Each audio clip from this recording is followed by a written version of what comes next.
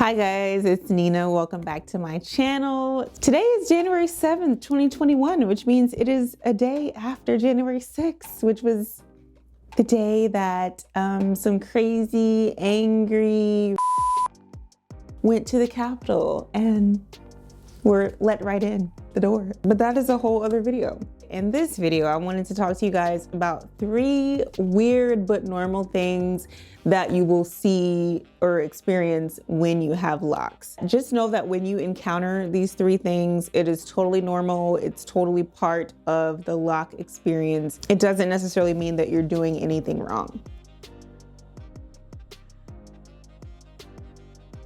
The first weird but normal thing when you have locks is that you'll need to use a lot more shampoo than you're used to with loose natural hair.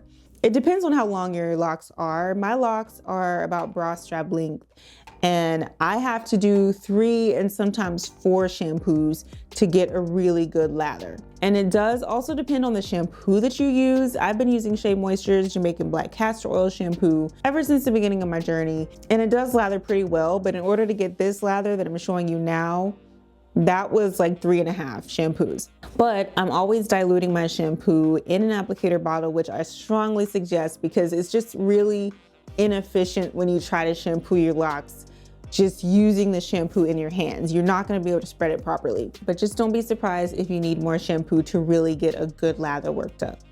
So number 2 is the need to constantly separate your roots.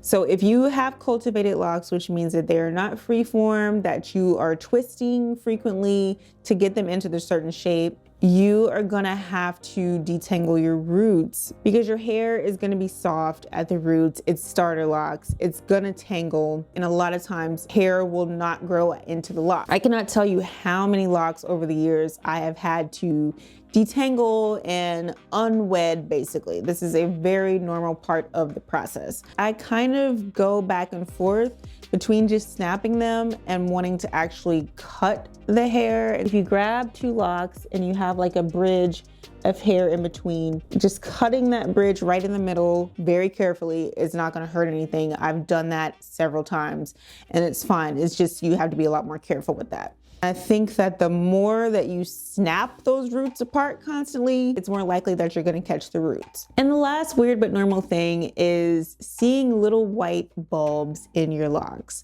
So you shed about 50 to 100 hairs per day according to Google. But when you have locks, you're not losing that hair. And that is, by definition, what causes the lock process. When you're shedding an entire strand of hair, you will see a little white bulb on the end where the hair was attached to your scalp. It kind of will look like little bits of dandruff, but it's really nothing to worry about. And honestly, I don't make any efforts to try to get rid of the bulbs. Because if I tried to cut them, that would just be one more thing that I would have to be really careful with. And to me, it's just not worth it. They're so small. You have to be really up in my head to see them. You might not even see them at all. I mean, if the locks are blonde or lifted somehow, you definitely will not see them. Darker hair, you will. But it's honestly a normal thing when you have locks.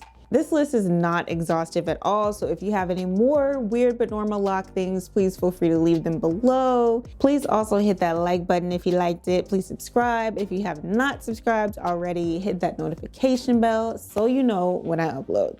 And y'all stay safe, please, because there's some crazy domestic terrorists out here, and that's not even a joke. Thank you guys so much for watching, and I will see you in the next one. Bye.